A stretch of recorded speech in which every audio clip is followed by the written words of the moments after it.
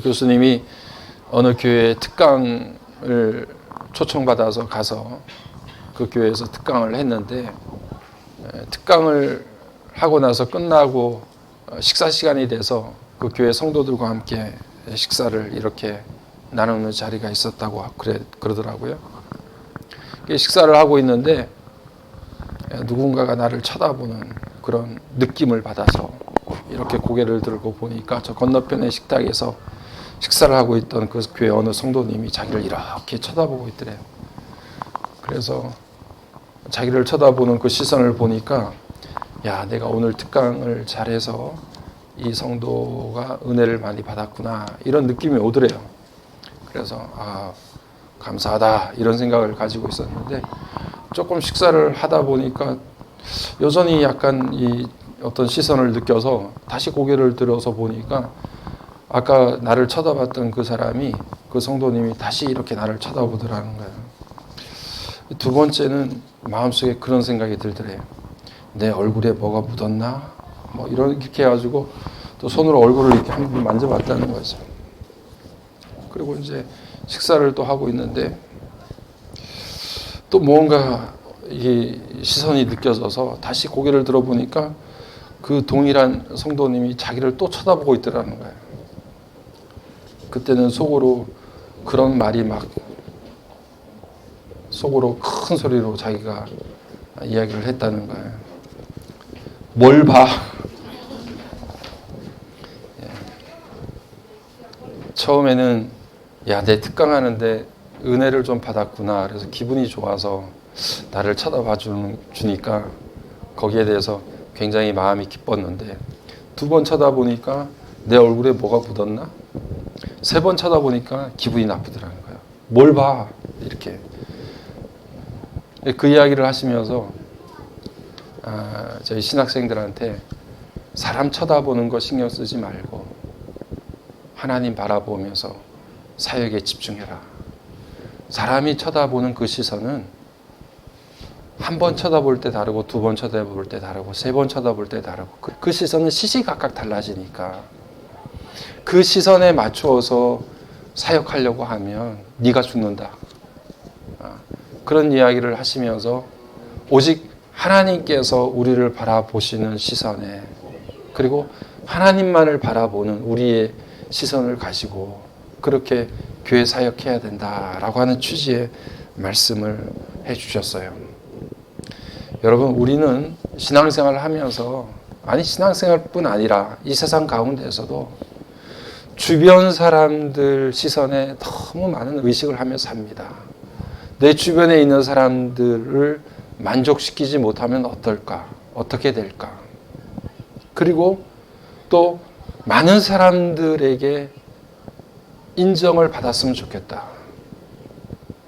많은 사람들에게 호감을 받았으면 좋겠다. 이런 생각들이 늘 우리를 지배해요. 그래서 한 사람만 나를 이상하게 쳐다봐도 그것이 상처가 되고, 그것이 나를 올가매는 올무가 되는 경우가 너무 많습니다. 우리는 모든 사람들을 만족시킬 수도 없고요. 그건 완전히 불가능한 거죠. 그런데 이런 생각에 사로잡혀 있는 사람들 가장 많은 부류가 사실 제가 겪어보니까 목사님들이 제일 많아요. 어떻게 하면 모든 성도님들을 만족시킬 수 있을까? 많은 성도님들, 모든 성도님들에게 좋은 평가, 평판, 호감을 받으면서 목회 생활할 수 있을까? 이런 거 굉장히 많이 생각하고 거기에 사로잡혀 사는 사람들 중에 대부분이 사실 목사님들이에요. 그래서 교인들 시선 하나만 달라져도 내가 뭘 잘못했나 이런 거 자책하고 막 거기에서 묶여서 헤어나지 못하는 경우가 참 많습니다. 그 중에 한 사람도 사실 저였어요. 견디기가 힘들더라고요. 나는 특별하게 뭘 잘못한 것 같지 않은데 그렇게 바라보는 시선들이 너무 힘들고 어렵더라고요. 그리고 모든 사람들을 사랑해야 된다고 하는 이런 말씀, 이런 원칙들이 자기 안에 너무 강하게 있다 보니까 되지도 않는 일인데 그거를 다 품으려고 그렇게 애를 쓰는 거예요. 여러분, 우리가 모든 사람을 그리스도의 사랑으로 대하고 그들을 품는 것은 우리의 능력으로 되는 게 아니에요.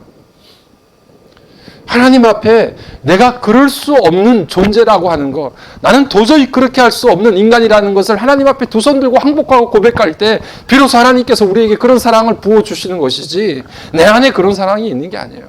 나는 도저히 모든 사람들을 만족시키거나 모든 사람들의 시선이 나한테 너 정말 호감스러운 시선으로 그렇게 비춰질 수 있도록 만들 능력이 저에게는 없어요.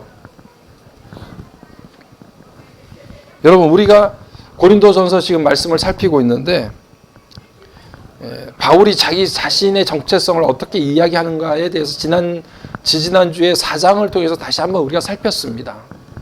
4장 1절에 나와 있는 것처럼 우리는 그리스도의 하나님의 일꾼이라고 이야기를 하고 있고, 그리고 우리가 뒷부분에서 보았던 것처럼 말씀 가운데서 우리는 이미 만물의 찌꺼기고 포로 행렬 중에 끄트머리에 끌려가는 사람들이다라고 하는 것도 9절과 13절 사이에서 우리가 이미 살펴보았어요. 우리는 이미 왕이 된 사람들이 아니라 그렇게 하나님 앞에 정말 우리의 모든 것들을 바쳐서 그 말씀에 순종하고 따라가야 될 사람, 세상 가운데서 어떤 어렵고 힘든 일들을 겪는다 할지라도 그 세상 사람들의 평가가 기준이 아니라 하나님 보시기에 충성스러운 일꾼이 되는 것. 세상의 기준에서 보면 만물의 찌꺼기 같고 만물의 맨 끝머리에 서 있는 사람처럼 사람들의 주목을 받지 못한다 할지라도 우리를 보내시고 우리를 일꾼으로 초청해 주시고 우리를 종삼아 주신 하나님의 시선에서 보면 너 참 충성스러운 일꾼이구나, 그렇게 인정해 주시는 그 인정에 우리의 기준을 삼아야 된다라고 하는 것을 우리가 계속해서 살폈던 거예요.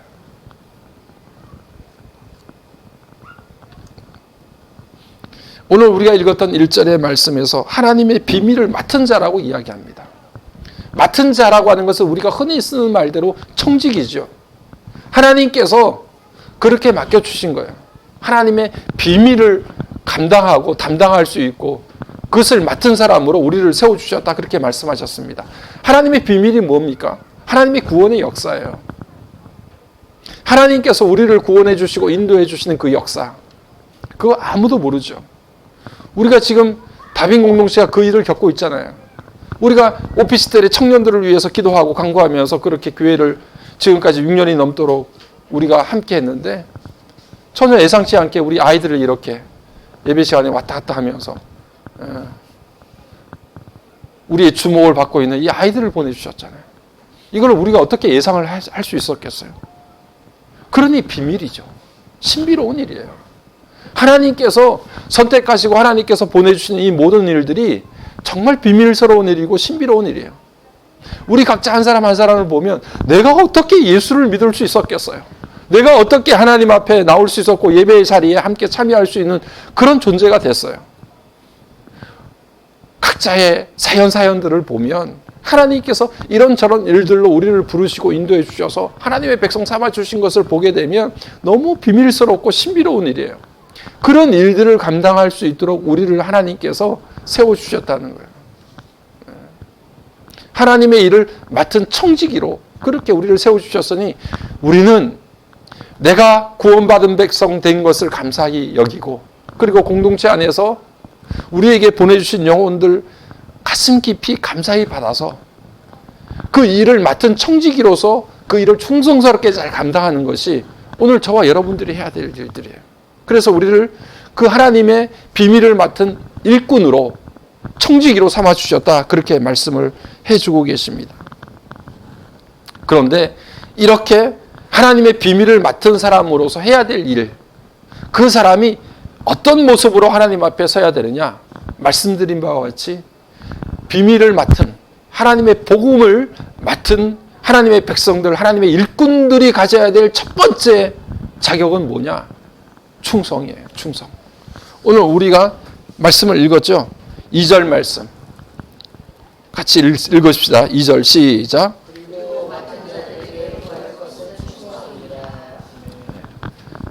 이 충성이라는 말을 생각해 보면 군대 생각이 나요. 군대에서 저희는 항상 경례를 할 때 충성하고 경례를 했단 말이에요. 제가 자대 배치를 받아서 부대를 갔는데 그때 고참이 저한테 그런 이야기를 해주는 거예요. 진짜 있었는지 아니면 지가 꾸며낸 건지 지도 누구한테 들었는 건지 잘 몰라요. 제가 배치를 받은 그 부대에서 과거에 이런 일이 있었다는 거를 이제 이야기를 해주는 거예요. 어느 날 부대 위를 헬기가 이게 하나 지나가더래요. 근데 헬기를 이렇게 밑에서 보니까 여러분 일반 부대에서 볼 수 있는 가장 높은 계급은 사단장이에요. 사단장이 별이 2개예요. 그러니까 투스타가 이렇게 사단장인데 그게 직속 상관이죠. 우리 부대의 가장 높은 계급이 이제 사단장이에요. 그 사단장은 지프차를 타고 다녀도 그 지프차에는 앞에 빨간 바탕에 황금색 별 2개가 딱 붙어 있어요. 그래서 이 사단장이다. 이게 모든 사람들이 알 수 있는 거예요. 그 사단장은 자기 헬기도 있는데 그 헬기에도 빨간 바탕에 별 2개가 딱 붙어 있어가지고 이 사단장 헬기라는 걸 알 수 있어요. 그래서 이제 그 사단장 헬기가 어쨌든 이제 우리 부대 위를 지나가더라는 거예요. 근데 그 연병장을 걷고 있던 한 그 병사가 이렇게 헬기 소리가 나와서 위를 쳐다보니까 헬기가 떠가는데 거기에 별 2개가 이게 사단장 헬기라는 게 딱 보이더래. 그래가지고 어쨌든 그 부대에서는 직속상관을 만나면 무조건 경례를 크게 해야 돼요. 자기 부대장이라든지 아니면 뭐 사단장이라든지 사단장이 제일 이제 그 사단에서 제일 높은 계급이니까. 그래가지고 공중을 쳐다보면서 헬기를 향해서 충성하고 이제 뭐 들리는지 안 들리는지 모르겠어요. 근데 그렇게 했다는 거야. 그리고 그걸 계속 쳐다보다가 헬기가 지나가는 걸 계속 쳐다보다가 뒤로 넘어졌다는 거예요. 그랬더니 헬기가 갑자기 연병장으로 탁 착륙을 하더래. 그러면서 사단장이 내리면서 저 병사 일주일 딱 휴가 보내주라고 그랬다는 거야. 그래가지고 그 헬기에다가 충성하다가 뒤로 넘어진 것 때문에 일주일 동안 휴가를 간 사람이 있다고 그 고참이 나한테 이야기를 해주더라. 그 다음 날부터 헬기가 뜨다 안 뜨다만 계속 하늘만 쳐다봤는데 제가 제대할 때까지 헬기가 안 뜨더라고.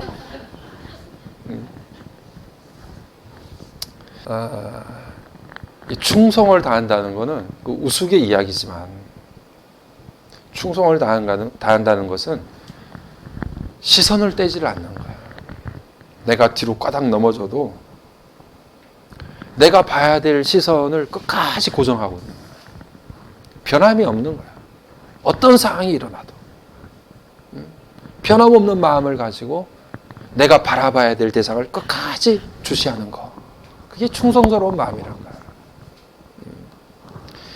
하나님께서 우리에게 일을 맡기셨는데 자꾸 딴정을 펴. 딴 데를 쳐다보고 시선을 자꾸 딴 데로 돌리는 거야. 이 충성스러운 사람이 아니에요. 내게 맡겨주신 일을 맡겨주신 그분을 향해서 내가 계속해서 그 시선을 놓치지 않고 그분이 내게 뭐라고 말씀하시는지 어떻게 하라고 하시는지에 대해서 계속 눈과 귀를 기울이는 거. 그게 충성스러운 사람이라는 거예요. 하나님이 다른 거 보시는 거 아니에요. 여러분 얼마나 위대하고 놀라운 일들을 하는지 멋진 일을 하는지 성공적인 그런 일들을 행하는지 이런 거 하나님께서 기준 삼으시지 않고요. 한 영혼을 맡겼든지 아니면 여러분들의 삶 가운데 어떤 일을 하나님께서 청지기의 삶을 살라고 말씀하시든지 간에 그 맡겨진 일들을 어떻게 하면 하나님의 뜻에 합당하게 내게 이 일을 맡겨주신 하나님의 마음에 쏙 들게 그 일을 감당할 수 있을까? 그 생각하면서 하나님을 향해서 그 시선을 놓치지 않는 사람, 그 사람이 충성스러운 사람이에요. 오늘 저와 여러분들이 그런 충성스러운 일꾼들 되기를 주의 이름으로 간절히 축복합니다. 우리는 외롭고 힘든 일들을 만날 때가 많잖아요. 생각지도 못했던 어려운 일들 만날 때도 많고요. 이래서 사람이 살겠나 싶을 정도로 정말 고통과 어려운 가운데 빠질 때도 있어요. 그런 순간이 우리들에게 닥쳐지게 되면 우리는 너나 할 것 없이 본능적으로 어떤 생각을 하느냐 하면 어떻게 해서 이 어려운 순간을 빨리 벗어날까? 이런 생각이 생존 본능이 생겨요. 어떻게 하면 이 순간을 빨리 벗어나지? 헤어날 수 있을까? 이런 생각을 가지거든요. 그래서 내가 할 수 있는 가능한 방법들을 빨리 막 찾아요. 찾아서 이 순간을 빨리 헤어나야 되겠다. 이런 생각을 가집니다.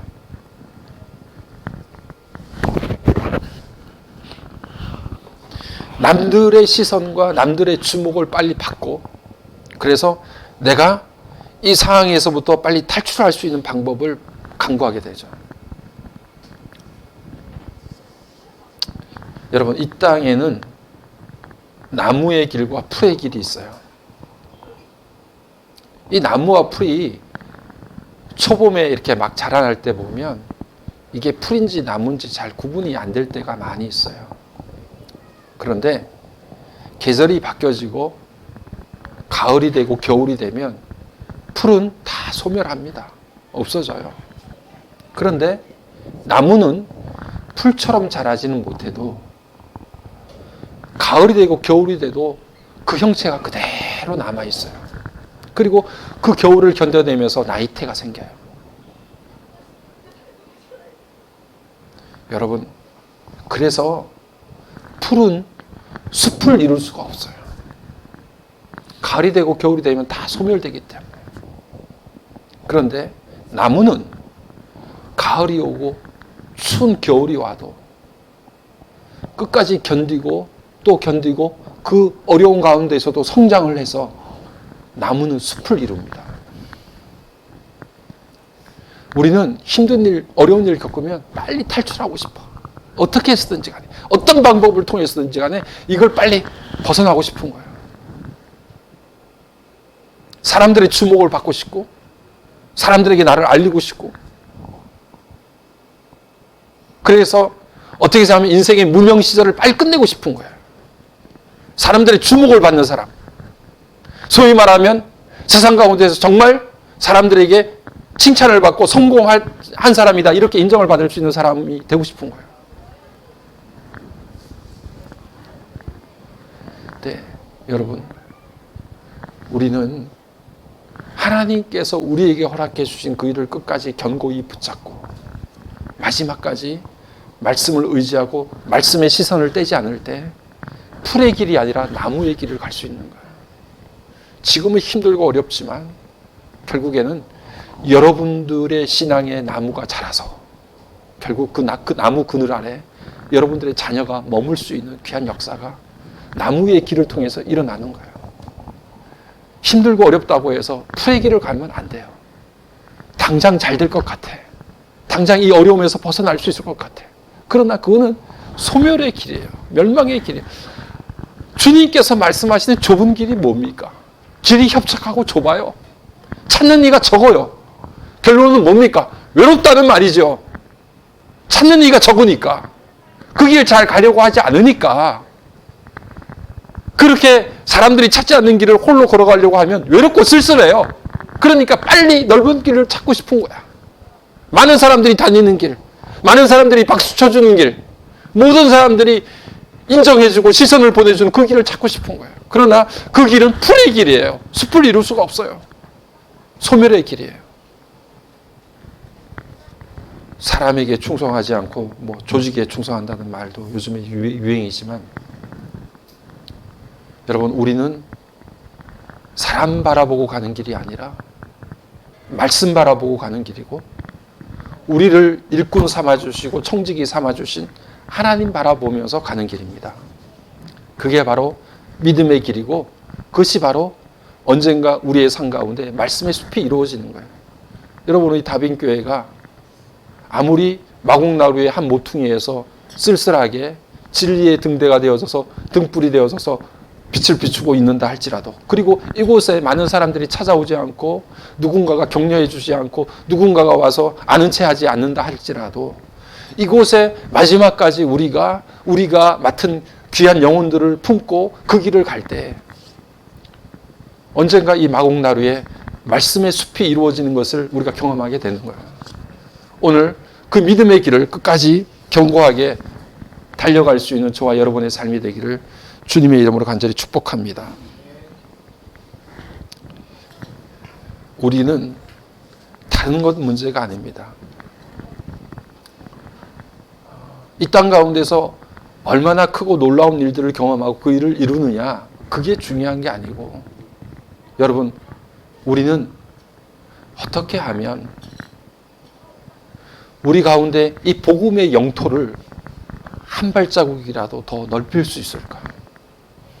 우리 주변에 누가 곁에 있는 그 누군가가 우리의 경쟁의 상대가 되는 것이 아니고, 또 우리 곁에 있는 어느 교회가 우리의 경쟁의 상대가 아니라, 우리가 오로지 믿고 붙들고 나가야 되는 것은 어떻게 하면 하나님의 나라의 영토를 이 땅 가운데서 한 발자국이라도 더 확장시키고 나아갈 수 있을까?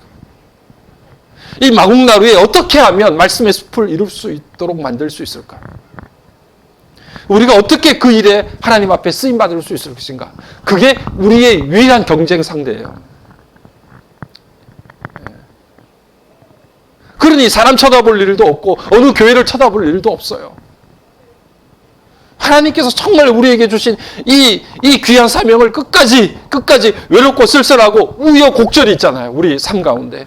여러분, 정말 말 그대로 우여곡절이에요. 꺾어지고 휘어지고 하는 우리의 삶의 스토리를 다 보세요. 저와 여러분들이나 각자의 삶을 보면 곡절이 없는 인생이 없어요. 어떻게 그렇게 구부러지고 어떻게 꺾어져요? 좀 평탄하게 일직선으로 쭉 달려가는 인생이면 얼마나 좋겠어. 그런데 그렇지 않단 말이죠. 그런데 그 곡절을 견뎌서 하나님 바라보니 어느 순간인가 그 꺾여지고 또 구부러진 그 길에서 우리의 삶 가운데 말씀의 숲을 이루시는 하나님의 역사를 경험하게 된다. 그 말이죠. 오늘 우리가 읽었던 말씀을 보게 되면 3절, 4절 말씀에서 너희에게나 다른 사람에게나 판단받는 것이 내게는 매우 작은 일이라 나도 나를 판단하지 아니한다. 이렇게 말씀을 하셨어요. 바울은 부끄러움 없이 살았던 것 같아요. 그래서 아무리 누가 판단을 하더라도 나 무섭지 않다. 나는 최선을 다해서 하나님 앞에 충성하면서 주님 따라갔으니 내가 누가 나를 판단하도 두렵지 않다. 그런데 다른 사람의 판단이 아니라 나도 나를 판단하지 않는다. 왜냐하면 오늘 설교 제목처럼 4절 이후의 말씀이 판단하실 이는 오직 주님이시라. 여러분, 저와 여러분을 판단하실 시선은 오직 한 분 주님밖에 없어요. 근데 우리는 너무 주변의 사람들의 시선에 너무 많이 의식하고 사는 거예요. 주변의 평가, 판단, 이것 때문에 우리가 어깨를 움츠릴 때가 너무 많습니다. 바울은 나는 다른 사람들 판단, 이거 개념치 않는다. 아니, 우리를 일꾼 삼아주시고 우리를 종으로 보내주셨다고 하면 판단하실 사람은 주인이지 종들이 아니에요. 같은 종들이 평가하는 그 평가에 우리가 귀를 기울이지 말아라. 유일한 판단은 우리를 일꾼 삼아주신 주인이 임금 대신 주님께서 우리를 판단해 주시고 그것이 마지막 날 어두운 것들, 감추었던 것들이 다 백일하에 드러날 그날에 있을 거다. 그렇게 말씀하고 있습니다.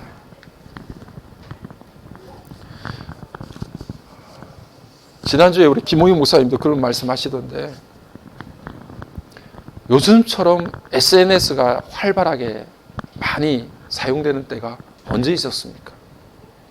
수없는 각종 매체들을 통해서 너무 많은 이야기들을 주고받잖아요. 이 정도로 서로 소통이 된다고 하면 더 행복하고 더 기쁘고 더 질이 좋은 즐거운 삶이 우리 가운데 이루어져야 되는데 사실 그렇지 않습니다. 외로운 사람들이 더 많고요. 자살률은 점점 더 올라갑니다. 이렇게 대화를 많이 하고 이렇게 단톡이 있고 뭐가 있고 뭘 통해서 계속해서 서로 주고받는데도 불구하고 사람들은 점점 더 외로워요. 힘들어요. 이게 진정한 대화가 아닌 것 같아요.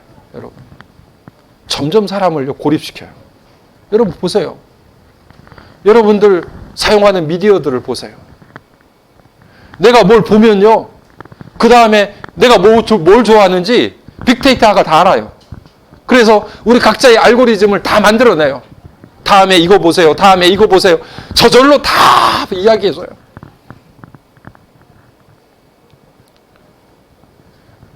하나님이 전지전능한 게 아니라 빅데이터가 전지전능해요. 이제 모든 사람들의 시스템을 다 알아. 이 사람의 사고 구조가 어떤지, 어떤 생각을 하는지, 뭘 추구하는지 다 알아요.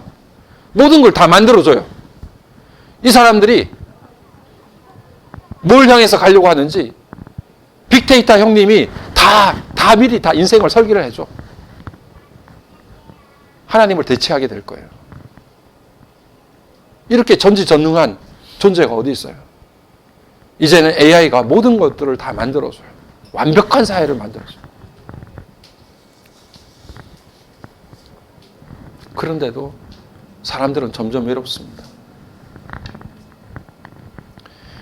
우리들은요, 데이터만 가지고 행복해질 수 있는 인간이 아니에요. 하나님이 그렇게 만들지 않았어요. AI만은 가지고서 인간이 행복할 수 있도록 만들어진 존재가 아니에요. 우리는 정말 하나님과 깊이 교제하고 그 하나님과 깊이 친분을 나누고 그 하나님과 깊이 사귐을 이룰 때 그때 비로소 우리의 영적인 만족이 이루어지고 그때 우리 인간이 행복해지는 거예요. 작년 12월에요. 어떤 어머니, 그러니까 중학교 1학년 딸을 둔 어머니 기사를 한번 제가 봤거든요. 중학교 1학년이라 봐야 13살이죠. 근데 이 13살 아이가 자살을 했어요. 그런데 자살을 하고 아이가 죽고 보니까 아이 휴대폰을 통해서 SNS를 통해서 무슨 대화를 했는지 이런 것들을 엄마가 이제 살펴보게 된 거예요. 근데 참 그거를 보면서 엄마가 그 이야기를 대화창을 보니까 기가 막힌 거예요. 자기 딸 애가 트위터를 통해서 누군가와 대화를 나누는데 그 상대가 20살 초반의 여자아이예요. 근데 그 여자아이한테 자기 딸이 어떻게 문자를 보냈냐 하면 전날 내가 자살을 시도했는데 실패를 했다. 이렇게 문자를 보낸 거예요. 그랬더니 그 20살 초반의 여자아이가 자기 딸에게 답을 어떻게 했느냐 하면 크크. 그걸 해서는 절대 안 죽어. 이렇게 답을 보낸 거예요. 그렇게 해서는 절대 안 죽어. 그러면서 그 13살 중학교 1학년 딸 애한테 어떻게 하면 실패하지 않고 바로 죽을 수 있는 그 자살 방법을 자세하게 가르쳐 준 거예요. 그랬더니 그 딸이 다시 그 자살한 그날 그 언니에게 이제 문자를 보내기를 오늘은 성공할 수 있을 것 같아. 잘 지내. 라고 마지막 말을 남겼는데 거기에 대해서 아무런 대답을 하지 않았어요. 자살 방법을 택해서 그날 죽고 마른 거예요. 거기다가 더 황당한 것은 그 딸이 트위터에다가 내가 죽으면 좋겠냐? 라고 질문을 했는데 네, 아니요로 투표를 한 거예요. 그런데 거기에 네라고 선택한 누른 사람들이 있었던 거죠. 당일날 이 딸이 올린 글을 읽은 사람이 200명이나 되고 그 200명이 자살을 암시하는 그 글을 읽었음에도 불구하고 아무도 신고한 사람이 없었다 그래요. 오히려 그 글에다가 좋아요를 누른 사람도 있었다고 합니다. 그러니 그 엄마가 그 글을 읽을 때 소름이 끼쳤다고 그랬어요. 어떻게 세상이 이런가.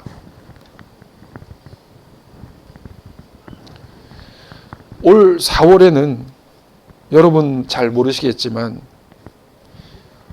온라인 커뮤니티에 DC 인사이드라고 하는 그런 사이트가 있어요. 저도 이제 기사를 보고 그 사이트에 들어가 봤습니다. 그런데 그 사이트 안에 우울증 갤러리라고 하는 그런 그 모임이 있더라고요. 근데 그 우울증 갤러리에 대부분 뭐 우울증이나 공황장애 이런 있는 분들이 올라가기도 하지만 뭐 이상한 다른 사람들도 들어가 있고 하여튼 그래요.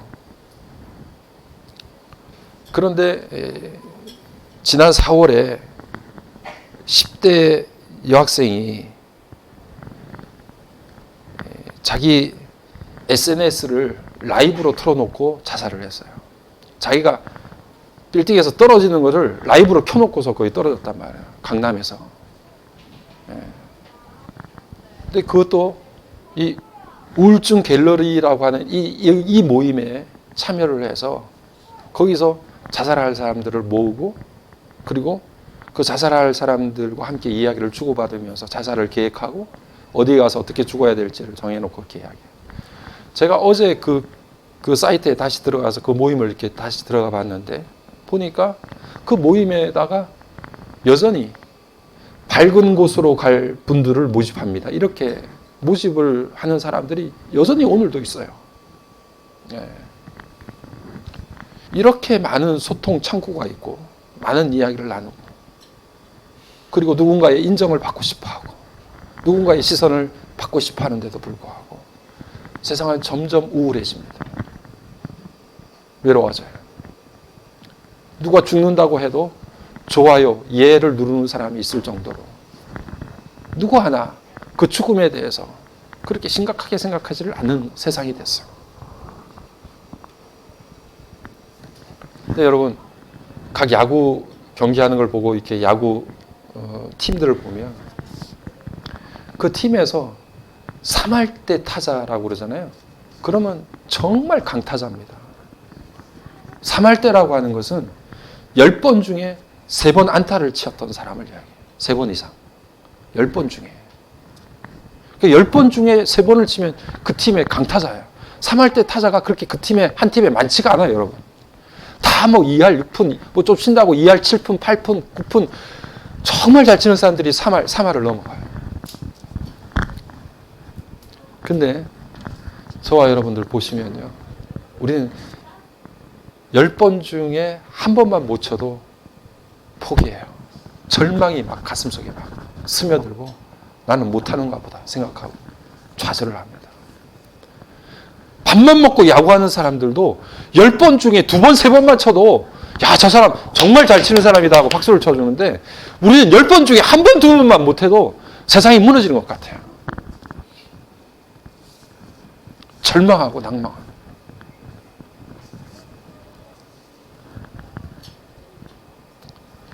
결론의 말씀을 드리려고 하는데요.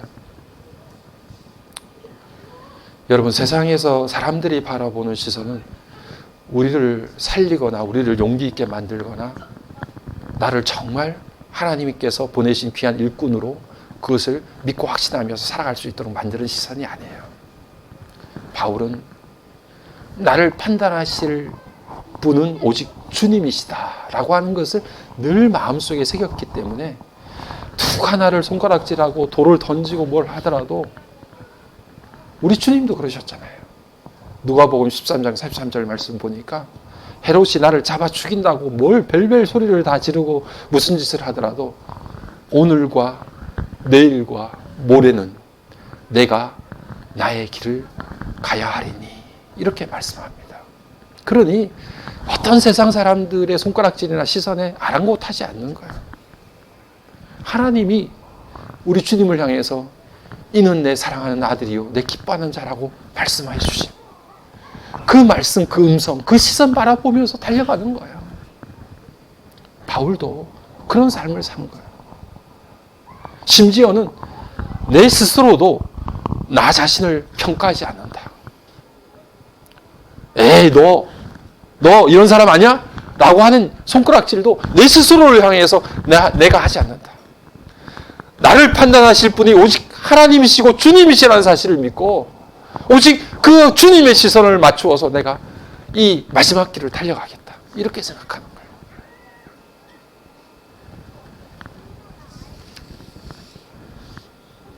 여러분, 이 땅 가운데 그 어떤 사람들의 평가, 평판 이것에 주목하지 마시고 오직 주님에게 우리의 시선과 우리의 마음을 온전히 두고 풀의 길이 아니라 나무의 길, 마지막까지 힘들고 외롭고 쓸쓸해도 말씀 붙들고 걸어가는 그 길 가게 되면 여러분의 삶이 말씀의 숲으로 하나님의 나라로 확장되어져서 굳건히 세워지는 귀한 역사가 일어날 줄로 믿습니다. 모두 승리할 수 있는 우리 다민 식구들 되기를 주의 이름으로 간절히 축복합니다.